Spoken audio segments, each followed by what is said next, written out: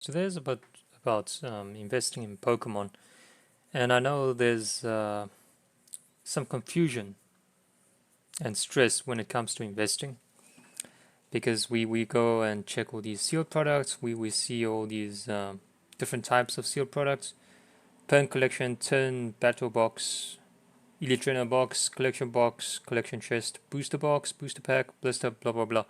List goes on. But this is just sealed products. What if you want to go into singles? I mean, which singles do you buy? Do you buy like bulk raw? Do you buy illustration rares? Do you buy full arts? Do you buy special illustration rares, the gold cards, hyper rares, whatever? And then there's also graded products. So what should you do? There's also graded products. There's different grading companies: PSA, CGC, BGS, and there's a few new ones. So yeah, tons of things, tons of options. What should you be investing? And again, none of this is financial advice. Do what you want. For me, really, in the end, investing should be as simple as possible and doesn't take a lot of your time. And for me, what works is to just focus on a certain area of Pokemon investing and then just choose a certain product in that particular category and then just don't spend too much time, still enjoy your own life. Let me give you an example. Right now, in terms of investing in Pokemon, let's say there's three main categories that you can invest in. There's sealed products, okay. Then there's single cards, call it raw cards, whatever. And raw cards can span again across different types of raw cards and even different languages. Similarly, you can apply that to sealed products. Okay, and then you got graded cards. So that's three main categories spanning across different types of languages, etc. So for me, in order to keep it simple and doing what's worked, not to say that I've had a good return. I've definitely made a lot of mistakes, and not there yet, but I'm seeing some light. And I feel that if you have limited time and effort, rather just focus on something that's simple and has worked, just based on past history. And that is, for me, sealed products is the way to go. Again, just comparing the number of cards, different cards out there, and comparing the number of sealed products and graded cards. Sealed products is the easiest to invest in. And that is why I focus on sealed. And if you just think about it logically, once reprints are done, more and more people open sealed products on a daily basis. And when sealed product supply decreases and demand remains the same, then the price would increase. Just simple like that. But also, even though there's fewer sealed products out there compared to single cards and graded cards, you also got to think about, okay, so what sealed products? And hence coming back to this page that I'm showing over here.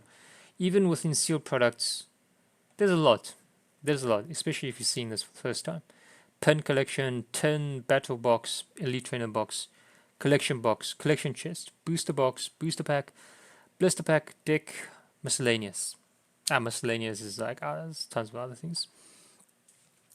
And then when you look at this, you're like, okay, what? Okay, you don't know what to get. Should you get one of each? Is that what you want to get? And then just, or get too much? Because the thing with getting too much is you burn through your cash or your funds very quickly, and that could be very bad because once you burn through that cash and you're sitting on stock that can't be sold and not liquid enough, then you have two options. You either have to sell your products quickly in order to get into other things, or you can't do anything. The third option, obviously, is what I wouldn't do is to take out debt. Okay. So, anyways, taking away that debt option, just looking at what should you be looking at, what sort of liquid, what's been working in the past. And that is, there's two main things that I'll probably focus on. If we're talking about main sets being ones that have a booster box, I would just focus on the booster box. Booster box, easy, they liquid, people know what's in them. There's 36 booster packs in a booster box. I know there's like half booster box coming in, but let's just ignore that for now. So booster box is very easy to understand. There's 36 packs. There's no other useless or worthless other stuff that comes in bulk and has the unlimited supply. And those are the dice, the energy cards, the damage counters, the sleeves, etc.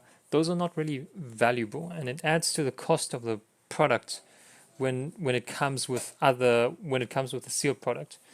So booster box to me really just makes sense majority of the time.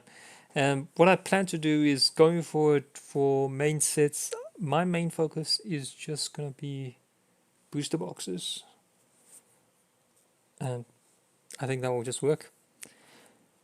For specialty sets where there's no booster box, then my strategy might change a bit. I'll focus on the next best thing, which is Elite Trainer boxes.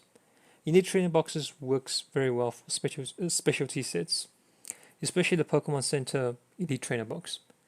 But there's just difficulty in getting it, and I really don't want you wasting your time waiting in the queues.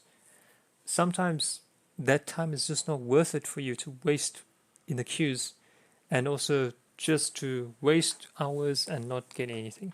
So that to me is like a waste of time, because time equals to money.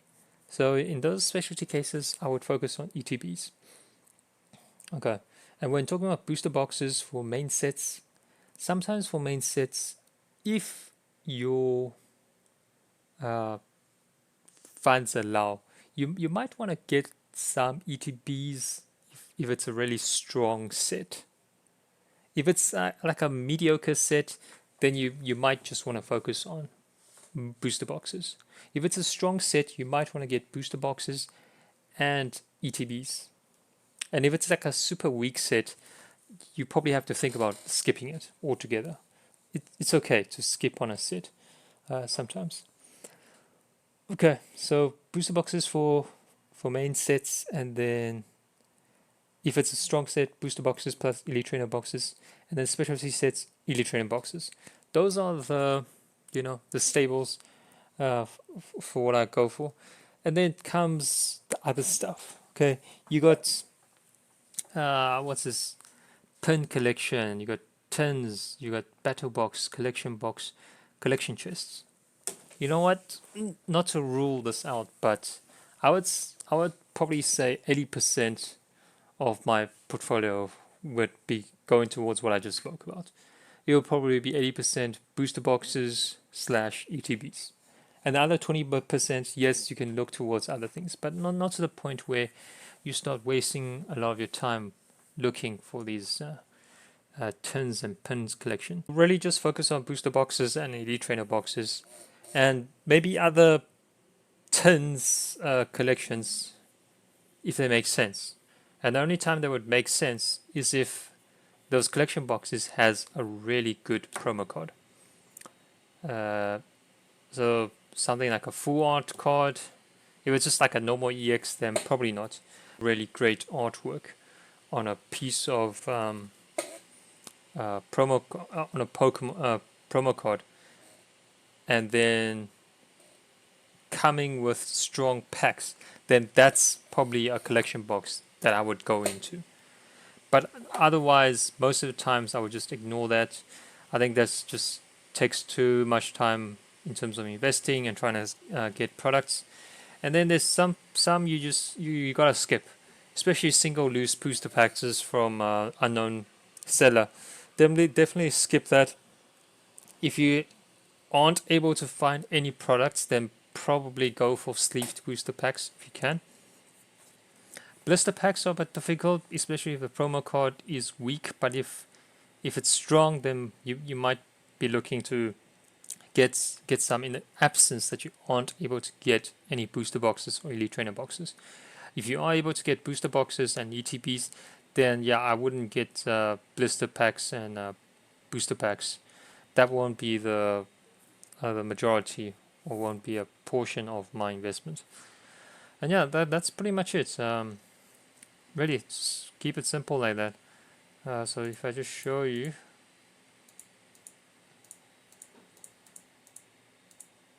this will probably be what I'll be focusing on. Just booster boxes and ETBs. Simple.